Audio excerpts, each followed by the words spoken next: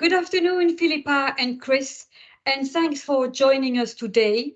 The session today is about future flight systems vocabulary standard. Now, before we jump into the subject matter, why don't we introduce ourselves? Philippa.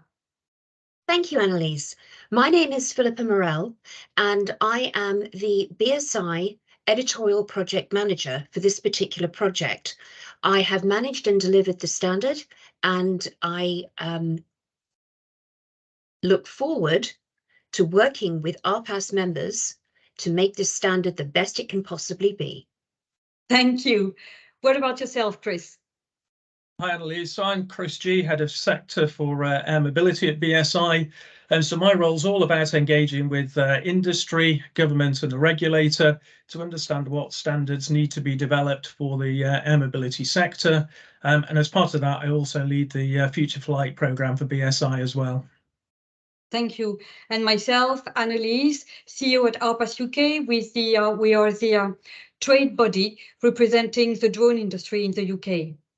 So, Chris, can I ask you a few words of introduction about BSI? Because actually, maybe some of our members do not know BSI so well.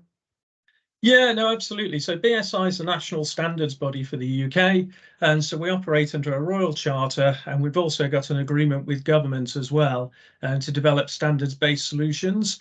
And we do this both locally in the UK and also globally. And actually, that's a really interesting point. Not many people realise that BSI is actually a truly global organisation. We operate in over 190 countries. And as our role of national standards body, we're responsible for publication of British and international standards in the UK. Thank you. And Chris, can you let us know how you are now supporting the Future Flight programme? Yeah, no, absolutely. So we're providing a programme of standardisation support for phase 3 of the Future Flight Challenge. So what we're looking at is supporting safe trials and demonstrations over the next 18 months. And then we're also developing a standards roadmap to help understand how standards can support industrialisation of the sector moving forward. Earlier in the year, we released a standards landscape. And the whole idea of the standards landscape is a visual tool to enable people to navigate existing standards for future flight. And then finally, we're also developing a number of new standards. Philip is going to talk about those in a little bit more detail, particularly the new vocabulary standard we've just released. Okay, very good. So now, Philippa, let's look into more details into the vocabulary standard. Can you let us know about this standard, what it is? Absolutely. Thank you very much, Annalise. So as Chris has just said, the Future Flight Systems vocabulary is the first in a series of standards being developed in partnership with UKRI to support safe trials and demonstrations of new classes of air vehicles and accelerate the commercialisation and industrialisation of the sector.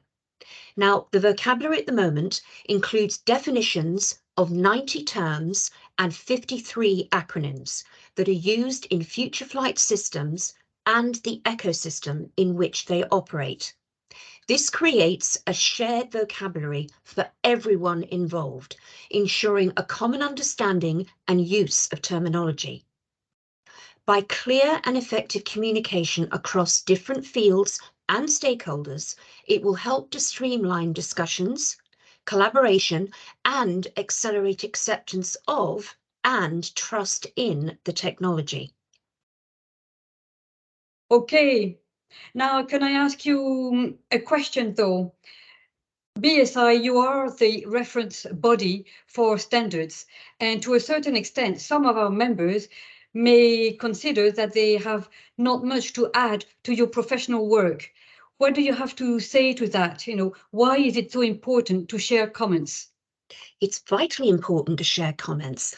Standards is all about consensus building and alignment of industry and broader stakeholders. For any standard to be of use, it must meet the needs of the users. And that's why it's so important that as many potential users as possible comment on the standard. Do our definitions resonate? Are there any that you think need to be changed? As we will shortly be starting the next iteration or version of the vocabulary, we are also very keen to understand what terms are missing so that these too can be included in the next version. All right, understood. Now, can you let us know how in practice people can provide their comments to the standard? Absolutely. So that we can ensure all comments are collected centrally and formally responded to, we can only accept comments that are provided to us via our online Standards Development Portal, or SDP. It is free to register, and once you've logged in, you can then provide comments on any part of the standard. The public consultation for the vocabulary standard closes on the 30th of September.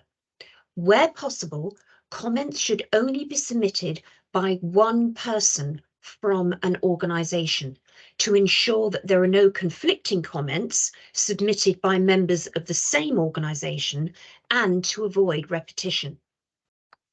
Okay, very good. And can you also share with us what will be the next steps after September the 30th? Absolutely. After people have provided the feedback, once the public consultation closes, the comments will be reviewed, actioned, and incorporated into the next draft of the standard. If a comment has not been accepted, a reason will be provided. A new draft version will then be written, and this will be reviewed by the advisory group, which is a small group made up of subject matter experts from a variety of sectors who feed into the technical content of the document. And then the document will be released again for further public consultation. Thank you, Philippa. It's very clear. So we will share the link to the web portal so that members can feed their comments by September the 30th. Thank you. Now, Chris, you mentioned earlier the different activities that you are conducting as part of the Future Flight program and your engagement with the program. Can you let us know actually how our members could get involved with your activities besides the vocabulary standard?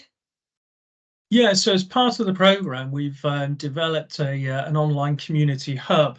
And the idea of the community hub is effectively to bring people together and to engage on sort of standards related activity. So probably the best thing is to come along to the community hub and join and sign up. Within the community hub, you'll get access to the vocabulary and the standards landscape that I mentioned earlier on as well. So both those are available. And then there's also a number of discussions that you could start to get involved in and some useful articles and information on there as well. I think the second thing is we've got a dedicated set of committees that are focused on developing UAS standards, and we're always looking for new skills and expertise to come along and join those committees. So if anyone's particularly interested in standards development, be very interested in having a conversation about how the committees work. So if anybody's interested in that, please do get in touch. All right, very good. Thank you very much to both of you. Again, we are strong believers in standards and in their virtue in terms of efficiency and development of the industry. So thank you very much, and looking forward to reviewing the vocabulary standard. Thank you very much. Goodbye. Cheers. Thanks, Annalise. Bye. Bye.